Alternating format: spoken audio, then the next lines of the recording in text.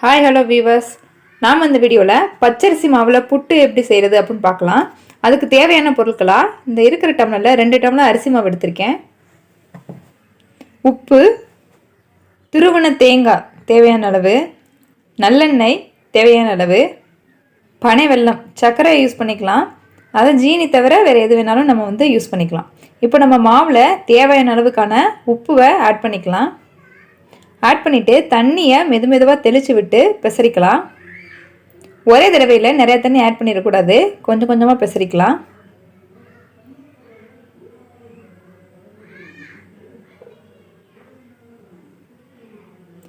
இந்த கன்சிஸ்டன்சி வர வரைக்கும் நம்ம பெசரி விட்டுக்கலாம்.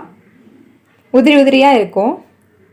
இதை நம்ம தண்ணி அடுப்பில் வச்சுட்டு பாயில் பண்ணுறதுக்கு வச்சுட்டு இட்லி தட்டில் ஃபுல்லாக மேலே ஃபுல்லாக ஸ்ப்ரெட் பண்ணி வச்சுக்கலாம் வேக வைக்கிறதுக்கு.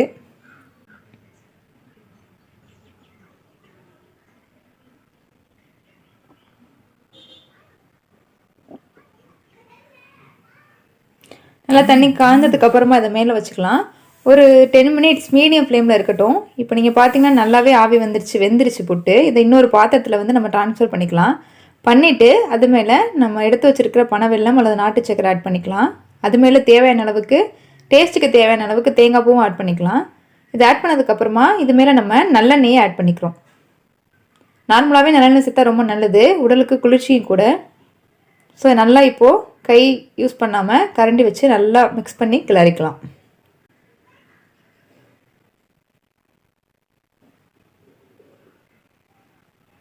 பெரிய பெரிய கட்டி இருந்துச்சுன்னா அதை ஸ்மாஷ் பண்ணி சின்னதாக மாற்றிக்கிங்க. உண்மையான பச்சரிசி மாவு புட்டு ரெடி ஆயிடுச்சு. ஸோ நீங்களும் இதே மாதிரி வீட்டில் செஞ்சு பார்த்துங்க. தேங்க்ஸ் ஃபார் வாட்சிங்.